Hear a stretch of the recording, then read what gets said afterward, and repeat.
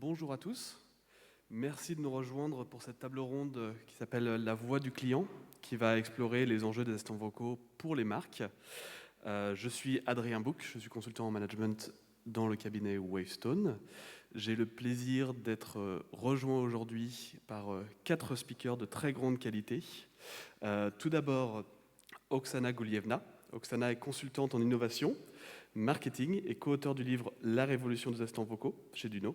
Elle a travaillé pour de grandes marques de luxe, pour Accenture, sur des études sur l'intelligence artificielle, la smart agriculture et le travailleur augmenté. Je suis aussi rejoint par Sébastien Stormack, à distance, que nous voyons derrière nous et qui ne porte pas de masque. Si nous devons L'avantage d'être à distance. On doit tous porter un masque ici, malheureusement. Sébastien est développeur advocate chez Amazon. Avant de rejoindre Amazon, il était prévente technique pour IBM, pour Oracle et pour Sun Microsystems.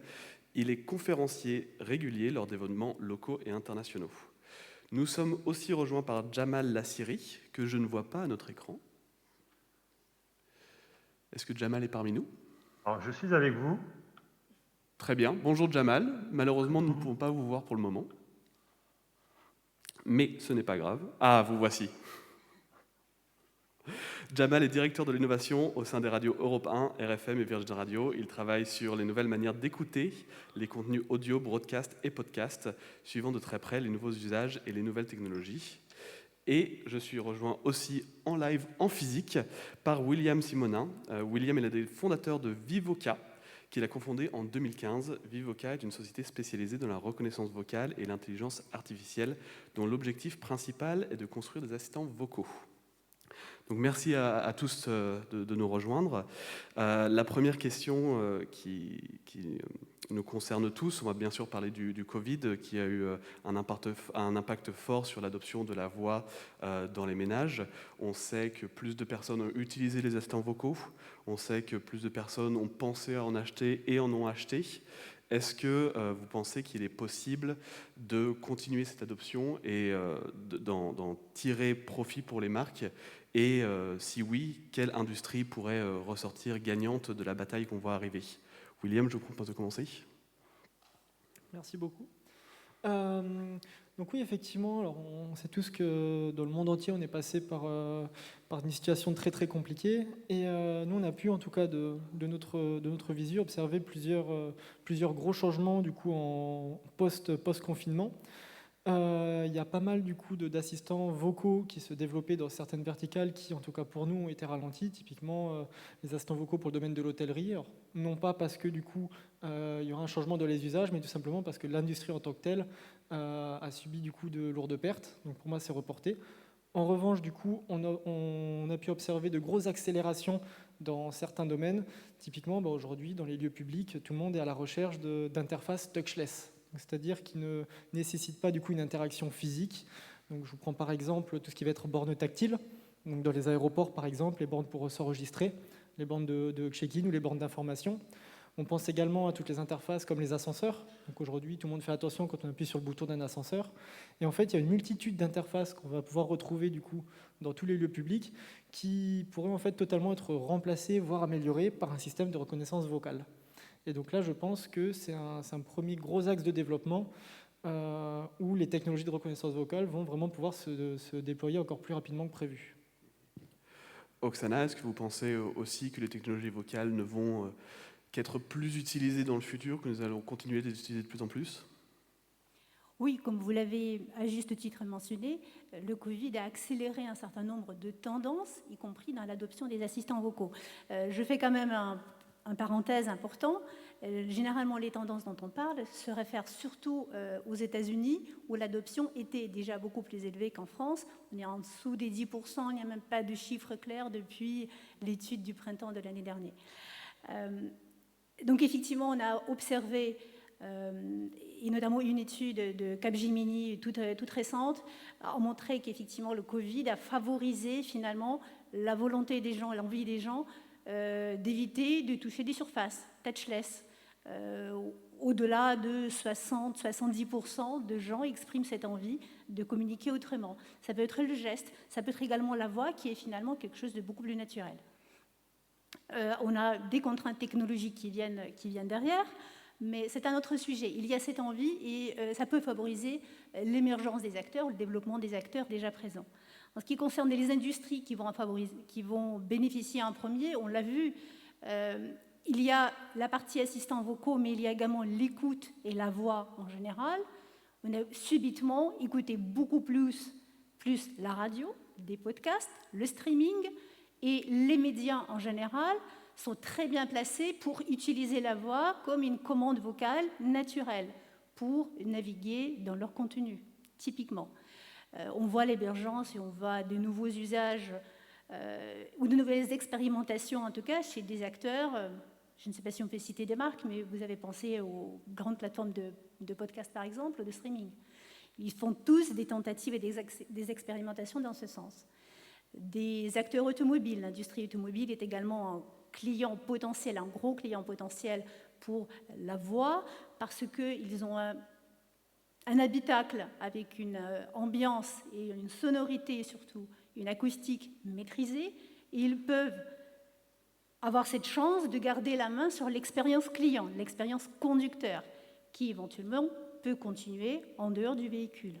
On voit également des grands acteurs constructeurs automobiles expérimenter aussi bien avec des plateformes grand public, Alexa, Google, pour ne citer que, mais également travailler sur leur propre assistant. Donc, ils ont plusieurs approches, plusieurs expérimentations, et ils sont extrêmement bien placés pour être un vertical très important. On a vu également la santé, avec de nouveaux use cases potentiels, intéressants en tout cas émerger, ne serait-ce que la préoccupation par la santé des gens à distance, vivant seuls, je pense beaucoup aux seniors, avec des vrais besoins. Ensuite, la question du budget peut se poser, mais potentiellement, c'est un très gros demandeur client pour des acteurs technologiques et pour des assistants vocaux en général. En effet, l'entertainment reste quelque chose qui est très important.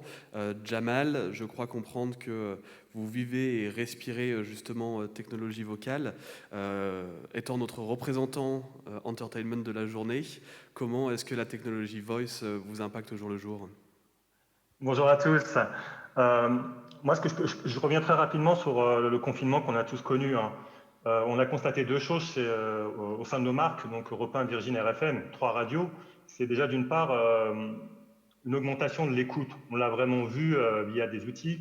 Les gens ont écouté la radio sur des enceintes connectées, via des assistants vocaux. Depuis le lancement des assistants, on s'est positionné, comme d'autres médias bien entendu. On sentait la courbe monter, et à partir du mois de mars, il y a eu un pic. Et en fait, pendant les 3 mois de confinement plein, c'est resté très haut. On a constaté aussi que les gens écoutaient la radio plus longtemps, écoutaient la radio à d'autres moments que d'habitude. Donc, ils commençaient à écouter la radio un peu plus tard le matin, mais plus longtemps dans la journée, et ils revenaient plus l'après-midi. Et on voyait que sur les enceintes connectées, qui sont aujourd'hui finalement un outil qui permet d'accéder très facilement à des contenus via la commande vocale. On va dans un magasin, on commande en ligne, on a une petite enceinte connectée qu'on configure en 2 minutes et ça marche très bien. On a ressenti que les gens s'en sont servis. Et le deuxième point, c'est qu'on l'a sans doute vous aussi vu autour de nous, les gens se sont équipés. Ou bien les gens étaient déjà équipés, mais l'avaient mis un peu de côté, parce que c'était le cadeau de fin d'année, c'était le cadeau d'anniversaire, c'était sympa, c'était nouveau, mais on n'en trouvait pas encore vraiment l'utilité, à part allumer son ampoule en jaune, en orange. Là, pendant le confinement, finalement, ce qui s'est passé, c'est qu'on l'a vu autour de nous, les gens ont commencé à les rebrancher, à chercher à s'en servir. Les gens ont commandé énormément Sébastien pourra le confirmer, de Fire TV, de sticks qu'on branche à la télé, on accède à des contenus vidéo, mais il y a cette commande vocale, et via cette commande vocale, on peut écouter des contenus audio. Ça a été vraiment très flagrant depuis le confinement, depuis le mois de mars, et finalement, ça reste très haut. Nous, ce qu'on pense, vu qu'on est présent depuis le lancement, c'est que cette révolution du vocal, elle se déroule en ce moment. Certes, il y a eu le confinement, certes, les gens ont consommé plus de contenu via les enceintes connectées, mais finalement, ça a commencé avant et ça va continuer après. Ça se joue maintenant. D'accord. En effet, j'ai d'ailleurs moi-même commencé à écouter beaucoup plus de podcasts pendant ce confinement. Sébastien, on a beaucoup parlé d'Amazon ces dernières années quand on parle d'assistants vocaux. Est-ce que vous avez, vous aussi, pu voir de votre côté une utilisation croissante sur ces derniers mois? Et est-ce que vous partagez l'opinion d'Oksana sur les industries qui pourraient ressortir gagnantes de cette utilisation croissante? Oui, bien sûr, la voix est le moyen le plus simple pour interagir pour des êtres humains. On apprend à parler, à reconnaître des voix, on était embryonnaire déjà avant notre naissance. Et nous sommes convaincus chez Amazon que dans le futur, la plupart des interactions avec des appareils, j'ai pas envie de dire des ordinateurs, parce que ça paraît trop compliqué, mais des appareils, se fera plutôt par la voix, comme ça a été déjà mentionné avant, plutôt que par le touch ou évidemment par le clavier.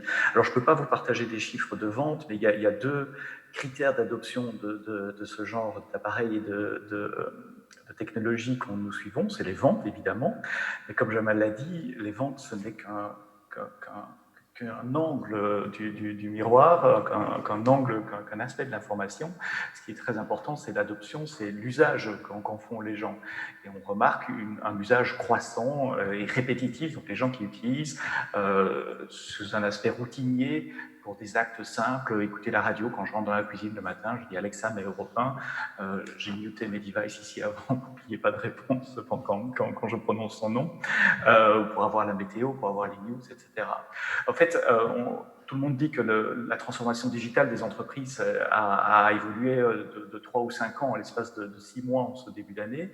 Je crois qu'on peut dire la même chose des ménages. Les gens ont appris à maîtriser ou à utiliser l'outil informatique qu'ils avaient déjà, je ne parle pas d'équipement nouveau, mais je me suis retrouvé à faire des apéros Zoom au mois de mars avec mes parents qui ont plus de 70 ans. Ma maman écoute la radio via Alexa aussi maintenant. Et donc, on voit dans les ménages français, européens et mondiaux une démocratisation de ces technologies qui s'est accélérée sur les 6 derniers mois. Et en face de cette démocratisation, bien sûr, les marques vont devoir s'adapter. Ce qui m'amène vers une grande question, c'est justement comment est-ce que les marques peuvent s'adapter? Est-ce qu'elles vont devoir changer leur ADN? Est-ce qu'il y a une nécessité de recréer des modèles marketing? Comment pouvons-nous créer une nouvelle identité sonore et une nouvelle expérience, Oksana? Oui, c'est une question extrêmement juste. Oui, généralement, j'invite les marques à imaginer leur propre marque les yeux fermés. Ça passe généralement moins bien, parce qu'on a tous une représentation d'une couleur, d'une typographie, d'un logo, qui représente pour nous une marque, qui ensuite, derrière, envoie un certain nombre de valeurs, de plateformes de marque, ce qu'on appelle dans le marketing. Et finalement, les yeux fermés, face à un poste de radio ou une enceinte connectée, on n'a plus rien. Éventuellement, on dit le nom de la marque, imaginons, dis-moi quelque chose, on pose une question, on formule une demande. Généralement, ce qui va répondre, c'est la voix par défaut de l'assistant utilisé. Il n'y a pas d'image de marque véhiculée, la marque disparaît derrière. Le danger à terme, c'est de perdre finalement cette identité, de disparaître quelque part et devenir fournisseur de produits et de services lambda. Une parmi un millier d'autres.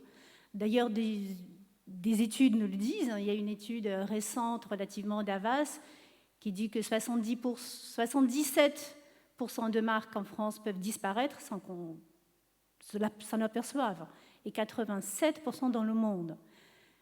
Il y a un vrai danger pour la disparition de la marque, quelque chose qui a finalement drivé l'industrie, le marketing pendant des années.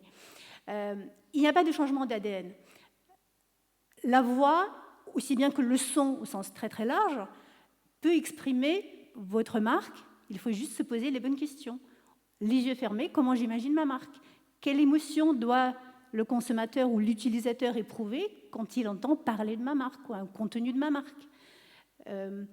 Est-ce au-delà, ou même longtemps avant de se poser la question est-ce que c'est une voix féminine ou masculine, la question qui revient généralement la première, il faut se dire finalement, est-ce que ma marque est sérieuse ou joyeuse? Est-ce qu'elle est triste ou concentrée? Est-ce que je dois inspirer confiance ou je dois pousser au rire? Ce genre de choses. C'est ce type de questions qu'il faut poser. Toutes les valeurs de la marque peuvent être exprimées par le son et la voix.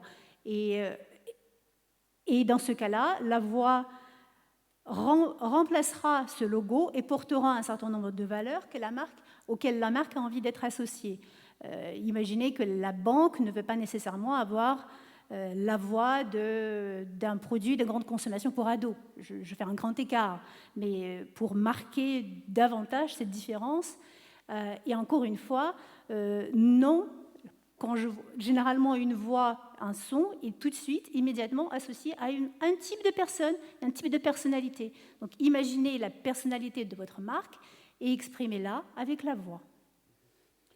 William, vous avez justement créé votre propre entreprise autour de ces problématiques en partie. Quelles sont les questions que vos clients peuvent vous poser autour de leur ADN de marque? Et bien sûr, quelles sont les réponses que vous pouvez leur apporter autour de ce sujet? Alors c'est vrai que c'est une question très compliquée et c'est une question qui va être l'un des gros sujets du coup de toutes les marques telles qu'on les connaît aujourd'hui, en tout cas les marques qui souhaitent bénéficier d'un assistant vocal. C'est une question où c'est très compliqué en fait de mesurer l'enjeu et la réponse sans être à la place en fait du client directement. Donc une des premières questions qu'on pose nous, c'est vraiment essayer de comprendre le périmètre, l'importance pour eux du coup de la marque, de la notoriété. On sait que pour une entreprise par exemple B2B ou B2C, ça n'aura pas forcément du coup le même impact. Et derrière du coup, on doit se mettre en place pour essayer de comprendre l'enjeu et les accompagner dans la recherche de la voix en fait qui va le mieux correspondre à l'identité de leur marque, suivant leur stratégie. Donc effectivement, ça va passer par plusieurs questions pour essayer de définir le bon profil, du coup la bonne voix. Est-ce que c'est un homme? Est-ce que c'est une femme? Est-ce que c'est une voix qui doit être aiguë? Est-ce que c'est une voix qui doit rassurer? Est-ce que c'est une voix qui doit enjovier, qui doit être marrante? Et donc c'est vrai que l'exercice de fermer les yeux pour imaginer du coup la voix, je pense que ça pourrait être une très bonne méthode qu'on n'a pas utilisée, mais je pense que c'est un très bon conseil à leur donner. Et ce qu'il faut vraiment du coup comprendre, c'est que à l'image du coup d'un logo, d'un slogan ou d'un son, en fait une voix c'est tout aussi perceptible et on le retient de la même façon. Par exemple, la voix de la SNCF, juste quand on entend parler, on sait que c'est la SNCF. Directement, on se pose même plus la question. Donc pour moi, la première question du coup à poser à la marque, c'est est-ce qu'elles sont au courant que c'est possible d'avoir une identité du coup de marque via des systèmes de TTS, text to speech, ou est-ce que du coup elles préfèrent opter pour des TTS du coup génériques avec des voix qui ne sont pas forcément des voix de marque mais des voix génériques. Et après l'objectif ça va être de les accompagner correctement dans le choix du coup de cette identité avec en l'occurrence ça passe souvent par un voice talent, donc c'est sourcer une personne justement qui va représenter, qui va être l'égérie vraiment de la marque. Et pour ça il y a des sociétés spécialisées dans ces accompagnements comme Vocigène, comme Acapella, comme Read Speaker, comme il y en a de plus en plus parce que ça va être en fait l'enjeu de demain, parce que tout le temps qu'on ne passera pas sur Internet à faire une recherche, si on le fait depuis un smart speaker, en fait, la seule composante qui pourra porter l'identité vocale de la marque, en fait, ce sera la voix. En effet, et justement en parlant de marque, d'ADN et d'identité, Jamal, est-ce que vous pourriez peut-être nous en dire un petit peu plus sur la façon dont Europe 1 a pu travailler sur sa marque, sur son identité, sur son ADN, justement en utilisant la voix? Quelles sont les réflexions que vous avez pu avoir autour de ce sujet? On part avec un existant, on est une radio qui existe depuis 55, donc j'aurais envie de dire que l'audio, c'est notre cœur de métier. On est créateur d'audio depuis un paquet d'années. Donc je fais moins âgé que la caméra donne l'impression, mais en fait Europe 1 crée de l'audio depuis 55. Depuis le départ, on avait déjà un jingle, une identité sonore qui est restée dans le temps, qui a changé, qui a évolué, mais qui est restée la même. Je rejoins ce que viennent de dire Oksana et William. Pour une marque, il est important aujourd'hui, encore plus aujourd'hui qu'il y a quelques mois ou quelques années, d'avoir une identité sonore. Il n'y a plus de débat à avoir. En fait, une marque a un logo, une marque doit avoir une identité sonore, une marque doit avoir une empreinte sonore qui va permettre aux gens de la reconnaître. Pourquoi? Parce qu'on rentre dans cette ère où la commande vocale va s'imposer. On peut discuter, on peut débattre, mais on voit que c'est en train de se passer et on sait à quel point ça va apporter beaucoup de solutions à tout le monde. On va naviguer via la commande vocale, on va écouter des contenus de plus en plus, c'est déjà le cas aujourd'hui, mais ça va vraiment se multiplier, ça va monter en puissance. Il est important pour les marques qu'elles puissent être reconnues via une écoute. Nous, finalement, aujourd'hui, ce qui se passe, c'est qu'on a cette histoire, en fait, qui nous a donné depuis le début une identité vocale, et pour autant, on réfléchit à se dire, dans un monde qui, en 2020, est de plus en plus connecté, on écoutait auparavant la radio sur un transistor, on écoutait la radio en voiture, maintenant, on sait qu'on peut écouter la radio sur tous les objets connectés, et surtout, on peut écouter la radio de manière différente. On peut écouter la radio sur YouTube, sur des réseaux sociaux, on peut écouter la radio en podcast, en replay, en rattrapage. On a forcément cette réflexion de se dire, est-ce qu'il ne faut pas faire évoluer notre identité pour correspondre à l'ère du temps? Des choses vont venir, des choses vont arriver, je ne peux pas trop en parler maintenant, mais c'est toujours encore de réflexion. D'accord, merci. Je suis sûr que quand ces choses arriveront, nous nous en rendrons compte. En parlant justement des marques et de leur évolution, Sébastien, vous représentez Amazon aujourd'hui. Est-ce que vous avez des outils pour aider les marques justement à évoluer et à travailler sur leurs images pour justement aller plus de l'avant et pour leur permettre de vraiment développer quelque chose d'unique? Oui, nous on fournit une boîte à outils finalement, on fournit une plateforme, on fournit des API pour les développeurs pour qu'ils puissent développer des applications vocales. Il y a un App Store pour les applications vocales, on appelle le Skill Store, et c'est très similaire à ce que vous allez retrouver sur votre smartphone par exemple, où il y a des applications fournies par le vendeur quand vous avez votre smartphone dès le départ, et puis vous pouvez télécharger, installer d'autres applications. C'est exactement la même chose sur les assistants vocaux, et ici je parle d'Amazon Alexa évidemment, mais c'est la même chose pour nos amis Google et les autres. Et donc nous on fournit des outils techniques, des kits de programmation qui permettent aux développeurs d'aller créer des applications vocales. Ces kits sont neutres en termes de branding, donc c'est vous, le développeur de la skill, le développeur de l'application, qui allez infuser dans votre application votre branding. Pas de façon visuelle, en tout cas pas nécessairement. Certains appareils ont des écrans, donc il y a quand même moyen de passer certaines informations visuelles sur cet écran. Mais le reste, c'est le ton de la voix, c'est le choix du vocabulaire. Et une des difficultés les plus importantes pour développer une application vocale, c'est finalement de trouver le ton juste, le dialogue juste, quelles questions poser pour bien se faire comprendre, comment être suffisamment court, comment ne pas poser 3000 questions, ne pas poser des questions ouvertes, pour un peu canaliser, créer un tunnel vers le choix final de l'utilisateur. Je vous donne juste un exemple. J'avais travaillé, je ne me souviens plus si c'est en France ou dans un autre pays d'Europe, avec une radio, c'est pas une radio du groupe Lagardère, j'ai mal désolé, mais une radio jeune, vous savez, radio musicale, 15-25 ans, et on se posait la question si la skill, l'application devait tutoyer ou vous voyez les gens. Parce qu'Alexa, on a pris le parti en France de vous voyez, en Espagne, on a pris le parti de tutoyer, donc c'est très culturel. Donc Alexa vous voit en France, mais pour une radio de jeunes 15-25 ans, ça aurait fait bizarre de dire vous, ils disent tu à longueur d'année à leurs auditeurs, et là on leur a dit non, allez-y, tutoyer, il n'y a aucun souci, on ne vous bloquera pas pour ça, même si ce n'est pas aligné, pas conforme avec le ton de la voix générale d'Alexa, parce qu'à partir du moment où on est dans l'application vocale, c'est votre skill, c'est votre application, c'est votre marque, c'est votre contenu, et ça doit refléter l'esprit de la marque. Dans ce cas-là, c'était une radio. Donc c'est juste un petit exemple pour vous montrer que ceux qui développent des applications vocales ont finalement le choix de jouer sur le ton, le dialogue, les sentiments qu'on peut faire passer à travers, ou l'émotion qu'on peut faire passer à travers cette voix. Et Oksana, vous vouliez répondre? Je peux juste peut-être compléter, effectivement, on a parlé beaucoup de la voix, mais l'identité sonore est composée de la voix, des sons, sonorités de toutes sortes, du vocabulaire, des mots que vous choisissez, vouvoiement, tutoiement typiquement, et de l'écriture en général, c'est-à-dire du style, de la tonalité que vous adoptez. Typiquement, est-ce que c'est un ton joyeux, une tonalité qui incite à une interaction sérieuse ou lente, rapide ou, encore une fois, menant à un jeu, une séduction finalement. Donc tous ces éléments doivent être pris en compte dans la création de l'identité sonore de la marque. Absolument. Et Sébastien, vous mentionniez le fait d'avoir des questions plutôt fermées, couvertes et d'autres difficultés techniques potentielles. Est-ce que vous pourriez peut-être nous parler d'autres freins à l'adoption Je pense bien sûr à la sécurité, je pense bien sûr à l'inclusivité, je pense à toutes les conversations autour de la data qu'on peut avoir en Europe et ailleurs d'ailleurs en ce moment. Comment est-ce qu'on peut s'assurer que les marques se sentent en confiance d'utiliser un assistant vocal en vue des discussions qu'on peut avoir en ce moment sur le sujet?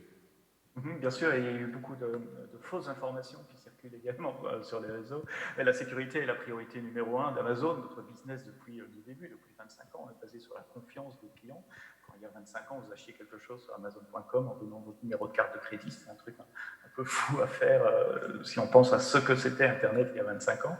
Et donc notre métier est basé sur la confiance. Donc évidemment, les données, c'est-à-dire l'enregistrement vocal part dans le cloud et est analysé dans le cloud. C'est là qu'on fait la transcription entre une onde sonore et du texte qui va être finalement compris.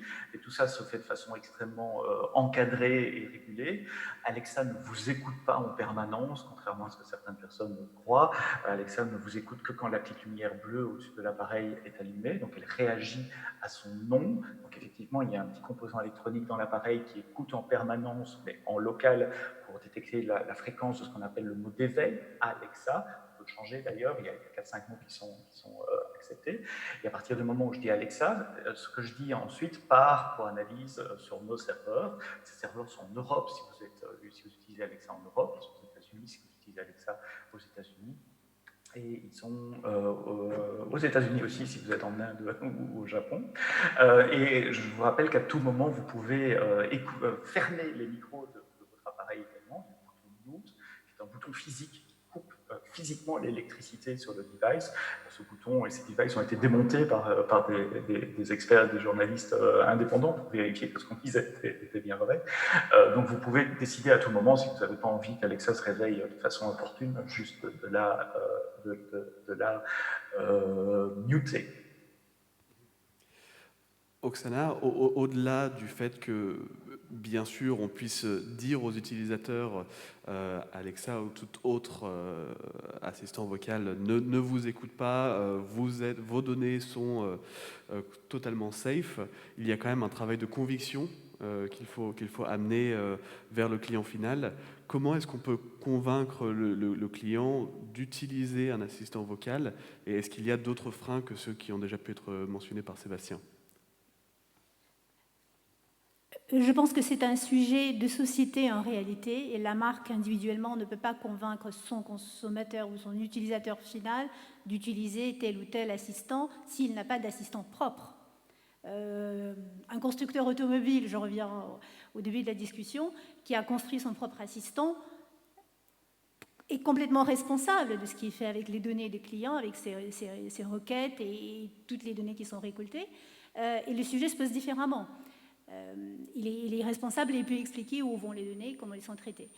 Mais il ne peut pas répondre d'un assistant générique, Alexa ou Google, toujours ces deux, autrement qu'en sécurisant effectivement son application vocale, en étant conforme RGPD, c'est le cas de tout le monde. En revanche, je pense que le travail qui doit être mené en parallèle avec ce travail de régulation finalement et de réglementation est le travail de bénéfices perçus et de bénéfices et de valeur ajoutée parce que le consommateur, en réalité, si vous ne posez pas la question frontale, êtes-vous sûr de la protection de vos données? Est-ce que vous savez que vous êtes écouté ou pas écouté? Il va regarder le bénéfice qui est apporté par un assistant ou une application vocale d'une telle marque. Pour l'instant, l'expérience n'est pas toujours satisfaisante. Encore une fois, très peu de marques en France ont commencé à expérimenter avec la voix, avec le vocal, avec les assistants vocaux. Les États-Unis sont un petit peu plus avancés et plusieurs marques travaillent avec plusieurs plateformes, plusieurs assistants et développent leurs propres assistants pour avoir la main sur l'expérience et pour, à partir des données d'usage, améliorer finalement ce qui est proposé. Si la valeur est là, si l'utilité est là, je vais utiliser l'assistant. Et la réglementation va suivre son cours. Il y a également une question de design, ce qui n'est pas toujours perçu, à mon avis, et les assistants vocaux sont généralement vus comme un sujet purement technique, technologique. IA, Alexa, il m'écoute, etc. Tandis que finalement, c'est la fluidité de l'expérience qui compte. Et finalement, les assistants vocaux mettent les marques face à une évidence qui est là depuis l'avènement du digital marketing. 10 ans, hein, un peu plus, allez, 20 ans, si on regarde le web. C'est que l'expérience n'est pas toujours satisfaisante. Oui, effectivement, vous fermez les yeux, vous ne pouvez pas naviguer, vous ne pouvez pas cliquer de la même manière sur l'écran.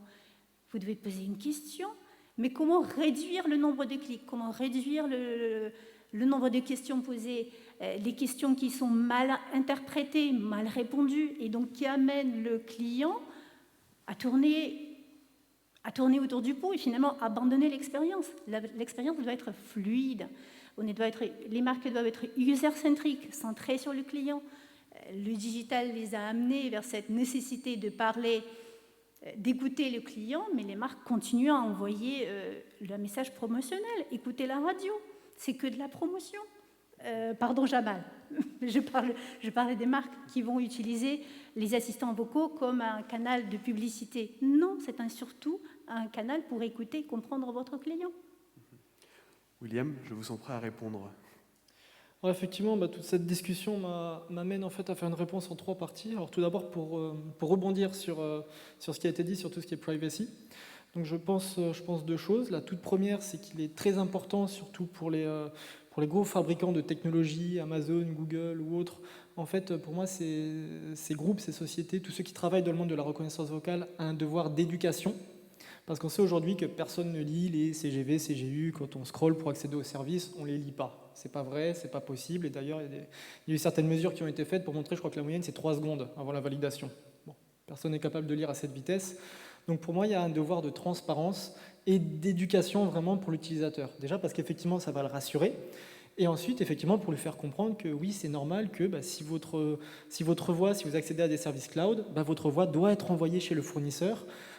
D'une part pour pouvoir être traitée, mais également pour que l'IA puisse aussi s'améliorer, parce qu'aujourd'hui, du coup, les IA ne sont pas parfaites, elles font des erreurs, et du coup, grâce aux différentes technologies de machine learning, en fait, elles doivent du coup corriger leurs erreurs et réapprendre pour s'améliorer et ne plus les commettre. Donc ça, c'est un point très important. Et également, il faut aussi dire aux marques qu'il y a aussi des technologies dites embarquées, qui en fait permettent aujourd'hui de faire des assistants vocaux sans forcément être connectés par Internet. Donc ça, c'est aussi faisable, c'est aussi possible, ça a des avantages, mais ça a aussi des inconvénients. Donc c'est important pour moi, et ça me fait arriver sur mon deuxième point, quand il y a une marque, quand il y a un client, quand il y a un groupe qui veut faire un assistant vocal, en fait, c'est le devoir de la société qui les accompagne, déjà avant toute chose, de leur dire, avant de choisir du coup la technologie, qu'est-ce que vous voulez faire? C'est quoi le use case? Ajouter de la voix pour ajouter de la voix, ça ne sert à rien. Et c'est même grave, parce qu'en fait, on est dans une technologie qui commence à peine à être mûre, et si l'expérience est moyenne, en fait, c'est déceptif. Si on parle aujourd'hui à un assistant vocal et qu'il comprend un mot sur 2, on ne lui donne pas une seconde chance, on dit « ouais, c'est un gadget, ça ne marche pas ». Aujourd'hui, du coup, nous, on a déjà été contactés par certains clients qui nous ont dit « voilà, là, j'ai mon application mobile, je voudrais rajouter de la voix, voilà ce que je veux faire ». Et nous, ce qu'on répond parfois quand on regarde, on dit « mais attendez, si là, c'est une application mobile qui a un bouton valider, c'est pas logique de dire « valide ». Non, on clique, c'est plus simple. Où est le gain avec la reconnaissance vocale? Où est le gain de temps? Où est le gain d'expérience? Où est la nouvelle fonctionnalité? C'est vraiment sur ça qu'il faut accompagner les utilisateurs. Et je vais du coup conclure par une petite prise de recul sur les assistants vocaux. Aujourd'hui, je sais que c'est le gros sujet du débat. Comment aider les marques à avoir leur propre voix? Qu'est-ce qu'on doit conseiller? Moi, je me mets aussi du point de vue de l'utilisateur. Je suis fan, bien évidemment, d'assistants vocaux. Mais je me rends compte que j'ai un assistant vocal de la poche, j'utilise Siri, j'en ai un dans la voiture qui a son propre nom, Hey Mercedes, qui se limite en fait à tout ce que je peux contrôler dans la voiture. J'en ai un à la maison, Alexa, et en fait je me rends compte que j'en ai plusieurs. C'est pratique, mais c'est aussi pour moi un gros problème.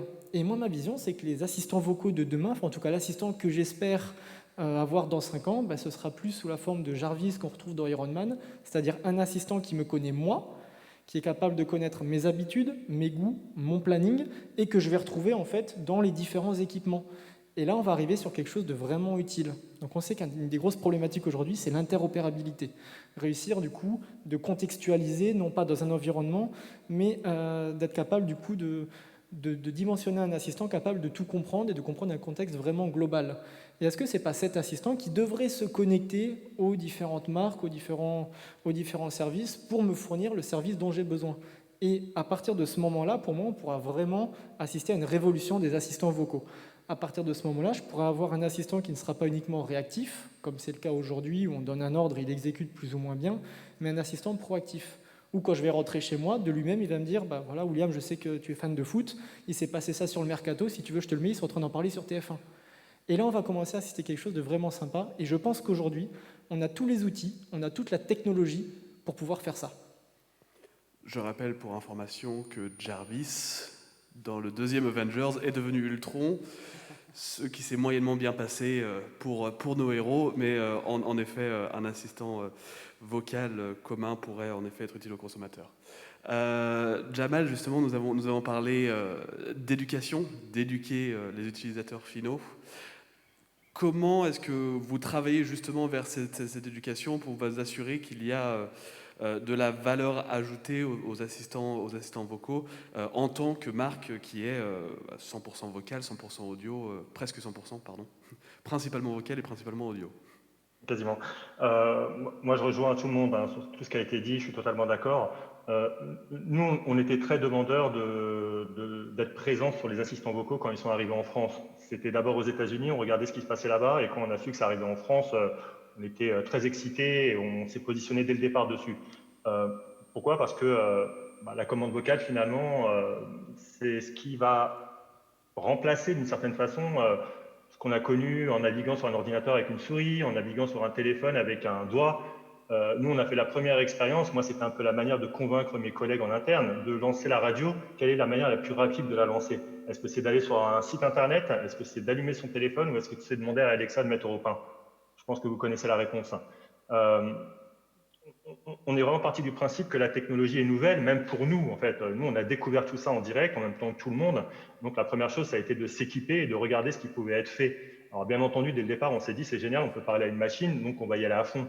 Sauf qu'on s'est rendu compte que, déjà, c'est une technologie qui est nouvelle, donc qui a besoin d'apprendre, qui a besoin de temps, mais aussi, c'est des nouveaux usages. Finalement, quand je vais sur le site internet d'Europe 1, et si je veux mettre la radio, il faut que je visualise où est-ce que je trouve le bouton, il faut que je clique sur Play.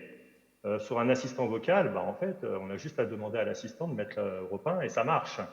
Donc, on s'est très, très rapidement rendu compte que ce qui est formidable avec la commande vocale, c'est la simplicité. En fait, c'est toute cette simplicité que peut-être on a tous mis de côté pendant un moment parce qu'on a créé des sites internet où il y avait plein de colonnes, plein de contenus et que finalement, on recherchait quelque chose, mais on nous redirigeait vers autre chose. Et ce qui nous a impressionné autour de la commande vocale, autour des assistants vocaux, c'est vraiment le retour à cette simplicité. On a tous, comme vous l'avez dit, un téléphone dans la poche et on s'en sert tout le temps, non-stop. On sait très bien à quel point le sujet de la déconnexion est devenu très important aujourd'hui. On commence à dire aux gens, et même les propres fabricants de téléphones disent à leurs clients, il va falloir un peu réduire l'utilisation du téléphone. Donc, on commence à avoir sur les nouvelles versions d'OS des outils qui permettent de réduire le temps passé, de mesurer le temps passé, de mettre en pause des applications. Et finalement, l'enceinte connectée, l'assistant vocal, nous, on le voit vraiment comme un retour à la simplicité. Alors, on l'a expérimenté cette année avec une expérience autour d'information. On a mis en place sur le marché une skill qui permettait d'obtenir les résultats des élections municipales via la commande vocale.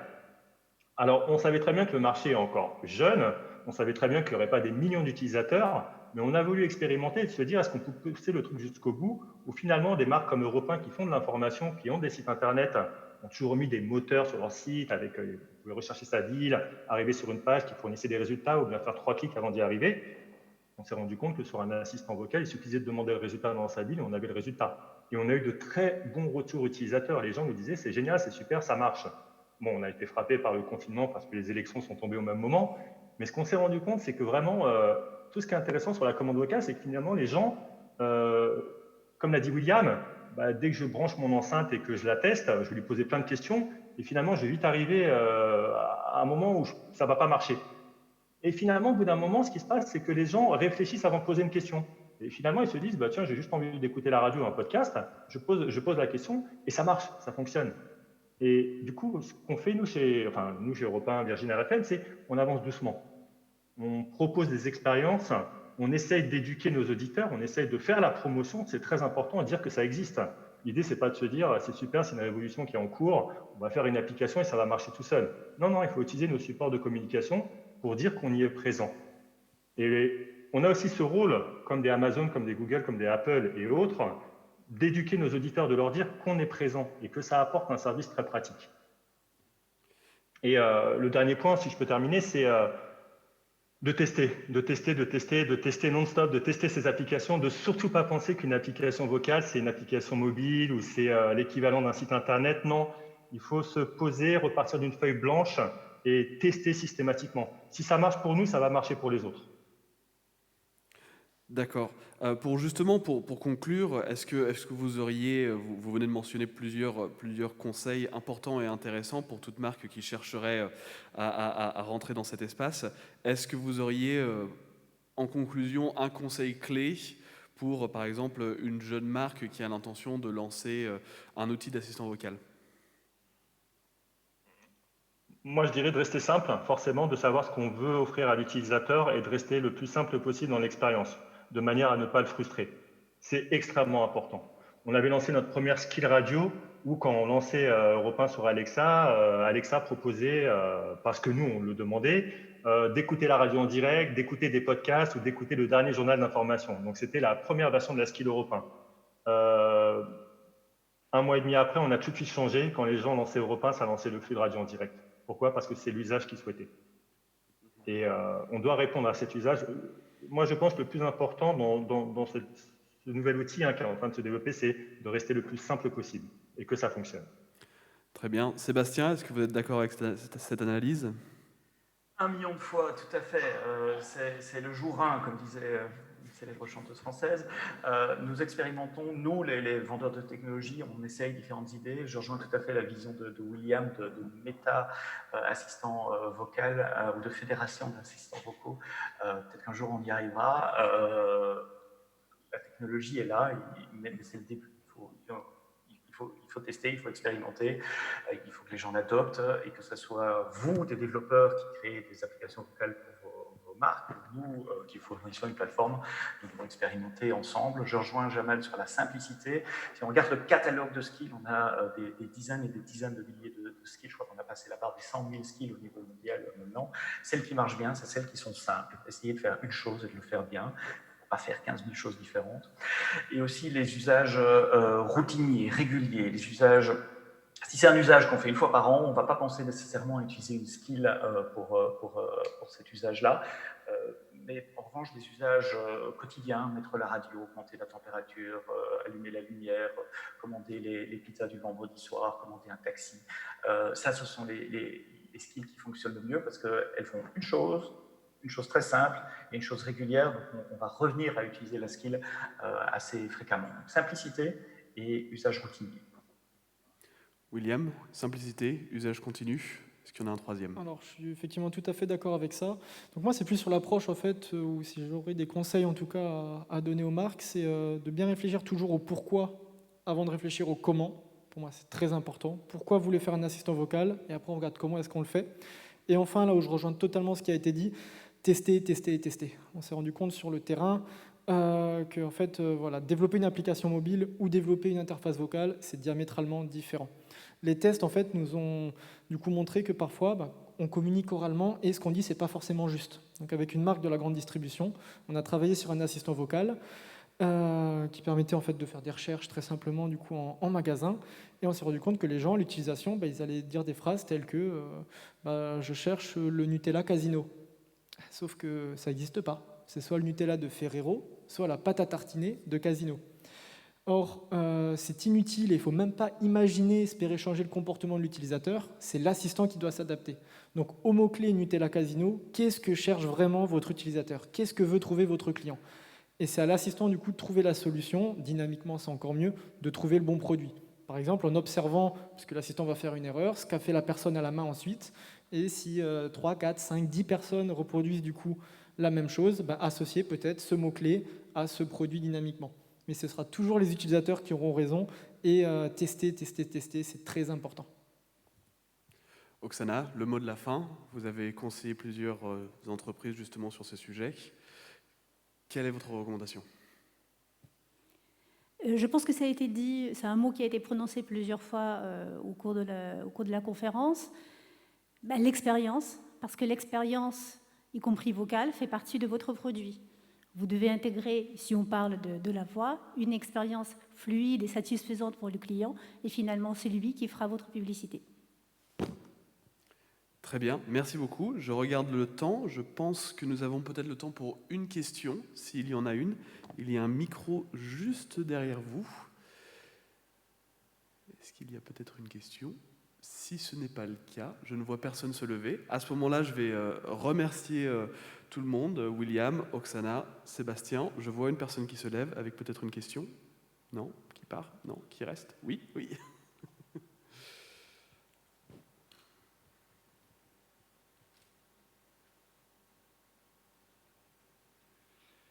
Bonjour, Laurent Altergois, Société Alteca, responsable d'innovation.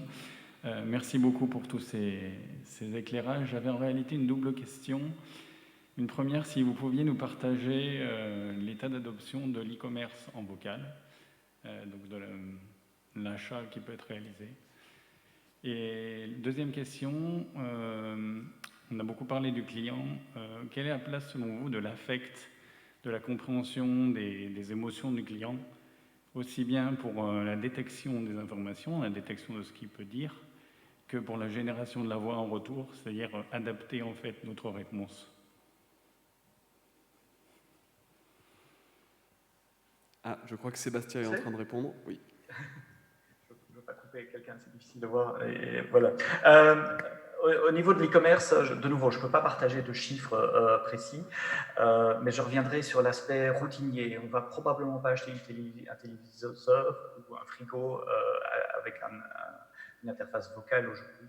En revanche, répéter des achats courants, recommande-moi ma pizza du vendredi soir ou recommande-moi mes couches traditionnelles, enfin les couches traditionnelles que j'achète, parce que j'achète toujours la même marque, etc. Donc, il n'y a pas l'aspect navigation dans un grand catalogue avec beaucoup de choix possibles. C'est ça qui est difficile aujourd'hui avec la technologie vocale. Donc, la répétition de choses déjà faites se porte plutôt bien en commande, en retail, sur des interfaces vocales.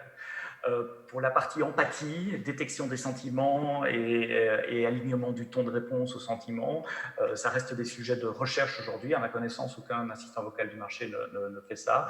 Il y a de la recherche en cours pour arriver à détecter dans une voix, essayer de détecter le sentiment qui est derrière la voix, notamment si l'utilisateur est agacé ou au contraire s'il est amusé, et pouvoir répondre sur un ton approprié. C'est des choses qui arriveront, je ne suis pas en train de faire d'annonce, hein, mais c'est à l'état de recherche aujourd'hui, mais c'est des choses qui arriveront certainement sur les assistants vocaux dans le futur.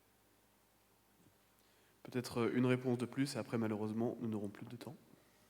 Alors, du coup, je voudrais intervenir sur la deuxième partie de la question, donc effectivement sur tout ce qui va être reconnaissance d'émotion.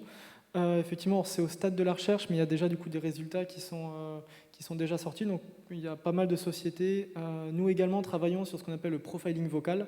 C'est-à-dire qu'aujourd'hui, à partir du coup du son d'une voix, il est possible du coup de détecter est-ce que c'est un homme ou une femme qui parle, à peu près la tranche d'âge et en fait une émotion, donc qui peut être calme, énervé, stressé, en colère. Donc je crois qu'il y a 7 émotions. Et on s'approche du coup de résultats vraiment très très satisfaisants sur des échantillons qui commencent à être assez importants. Donc ce n'est pas une technologie aujourd'hui qui est assez fiable pour être déployée sur tous les assistants vocaux, mais je pense que très très prochainement, du coup, ce sera le cas. Donc voilà, c'est également du coup, je dirais un travail d'éducation qu'on a de communiquer sur ça. Donc quand vous parlez à un assistant vocal, sachez que derrière votre voix, en fait, toutes ces informations, tout ce que quand quelqu'un vous parle à vous, vous allez être capable en fait de percevoir à l'oreille. En fait, un assistant vocal, une machine, sera également capable de le comprendre et d'utiliser cette information pour potentiellement vous fournir du coup une réponse plus appropriée. Je vous prends un exemple aussi très simple, même si ce n'est pas une émotion. Moi, ça m'est arrivé à 3h du matin de demander l'heure du coup à Siri. J'aimerais bien qu'il me réponde en chuchotant, plutôt qu'avec le son à fond sur l'enceinte, par exemple. Que Alexa fait. Si on chuchote à Alexa, elle répond en chuchotant. Ça m'a fait beaucoup rire la première fois que j'ai découvert ça. Merci Sébastien, merci William pour ces réponses. Merci à tous, Jamal, Sébastien, William et Oksana pour avoir participé à cette table ronde. Et merci à tous ceux qui ont participé en live ou à distance.